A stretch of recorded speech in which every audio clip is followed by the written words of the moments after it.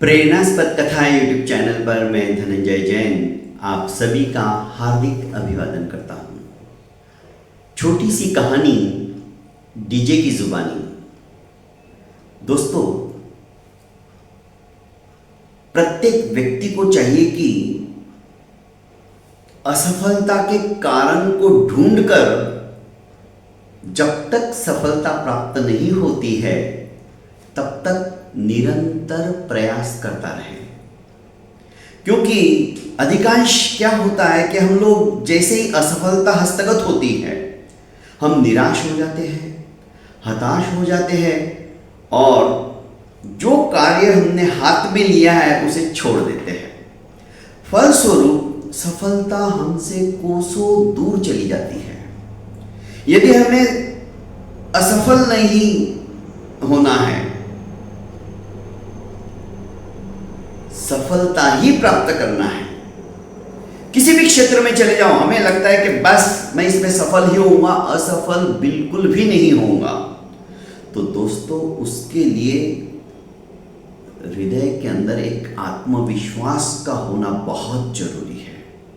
Will power आपका strong होगा और आपके मन के अंदर उस लक्ष्य को प्राप्त करने की एक लालसा रहेगी, तो मान लीजिए आप कभी भी असफल नहीं हो।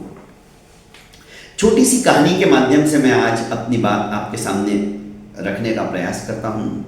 एक राजा के पास एक व्यापारी ने सुदूर विदेश से लाकर एक सुंदर सी शिला दी, पत्थर की शिला,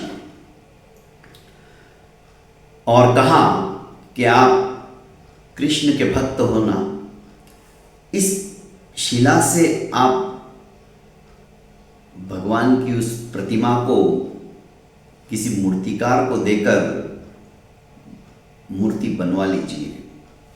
ऐसा लगेगा जैसे साक्षात भगवान आपसे बात कर रहे हैं, क्योंकि ये पत्थर मामूली पत्थर नहीं है।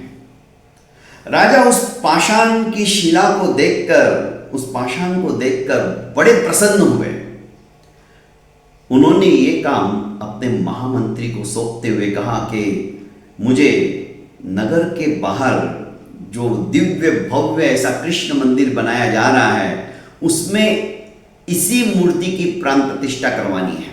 तो 7 दिन के अंदर अंदर तुम सुंदर सी प्रतिमा कृष्ण की, वो मुरली मनोहर की बनाकर लेके आओ। महामंत्री जी नगर के सुप्रसिद्ध मूर्तिकार के पास जाते हैं और वो अनमोल उपहार जो राजा को मिला था, वो शिला उनको सौंपते हुए कहते कि 7 दिन के अंदर अंदर यदि तुमने सुंदर सी मूर्ति बना दी तो तुम्हारे तो वारे न्यारे हो जाएंगे। जिंदगी भर का तुम्हारा खाने पीने का क्या, सब कुछ टेंशन ही खत्म हो जाएगा, क्योंकि ये मूर्ति महाराज ने खुद ने बनाने के लिए सौंपा है और तुम ही एक ऐसे हो नगर के अंदर कि इसको सुंदर आकार दे सकते हो। तुम्हारी चर्चा सुदूर तक है, क्योंकि तुम्हारा कोई हाथ पकड़ ही नहीं सकता।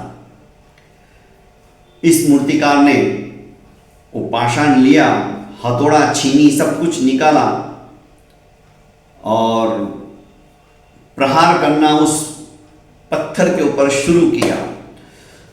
पर आश्चर्य, पत्थर से एक छोटी सी टीच भी पृथक नहीं हो पाई। पत्थर को तोड़ना तो दूर की बात रह गई। इसने बहुत जोर लगाया पर सफलता नहीं मिली। 99 बार इसने ठोक ठोक कर देख लिया पर पत्थर नहीं टूटा। अंत तो गत्वा दुखी हुआ और वो ऐसी की ऐसी शिला उठाकर महामंत्री के घर पर पहुंचता है और कहता है कि ये मेरे बस की बात नहीं, ये पत्थर तो टूट ही नहीं रहा है, तो मूर्ति का आकार मैं 7 दिन में कैसे क्या दूं? मैं तो 1 दिन में ही थक गया हूं और आपको 7 दिन के अंदर अंदर चाहिए, ये मेरे बस की बात नहीं। महामंत्री को बड़ा आश्चर्य हुआ, ये कैसे संभव है?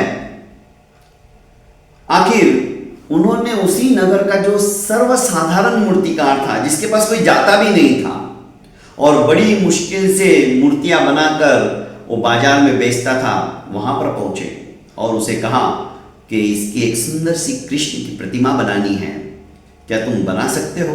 उसने कहा हाँ, क्यों नहीं, तो तुम्हें मुंह मांगा इनाम दिया जाएगा। उसने कहा ठीक है। और जैसे ही उसने अपनी छीनी हथौड़ी निकालकर एक छोटा सा प्रहार किया, पत्थर की शिला 2 विभागों के अंदर विभाजित हो गई। महामंत्री के सामने ये सब कुछ हुआ तो वो देखता रह गया, ये कैसे संभव है? पर महामंत्री तो महामंत्री थे। सोचा कि इन्होंने बार बार पहले वाले मूर्तिकार ने उसके ऊपर प्रहार किया, शिला उस समय नहीं टूटी। एक प्रहार, अंतिम प्रहार यदि वो मूर्तिकार कर लेता तो शायद उसे भी सफलता मिल जाती, पर उसके नसीब में, उसके भाग्य में इतनी सारी स्वर्ण मुद्राएं शायद नहीं थी जो कि मुंह मांगी देने के लिए मैं तैयार हो गया था। कहने का अभिप्राय है दोस्तों, इस मूर्तिकार ने तो बहुत सुंदर मूर्ति बनाई, पर असफलता से ही सफलता के द्वार खुलते हैं। आप असफल होते चले जा रहे हो तो हिम्मत मत हारिए, प्रयास करते रहिए। क्या पता अंतिम प्रयास के पहले ही आप सब कुछ छोड़ के चले जाओ और सफलता से दूर हो जाओ। सफलता तब तक उसे छोड़ो मत जब तक कि आप सफल नहीं होते हो। दोस्तों, एक प्रहार शायद वो आपका अंतिम प्रहार हो, इसलिए अपने आत्मबल के साथ, आत्मविश्वास के साथ जिस किसी क्षेत्र के अंदर आप काम कर रहे हो, हताश मत होइए, निराश मत होइए और अंतिम प्रहार आपका ऐसा होना चाहिए जो कि आपके लिए सफलता के द्वार खोल दे। भगवान भी कर्म करने वाले इंसान का ही इंतजार करते रहते हैं।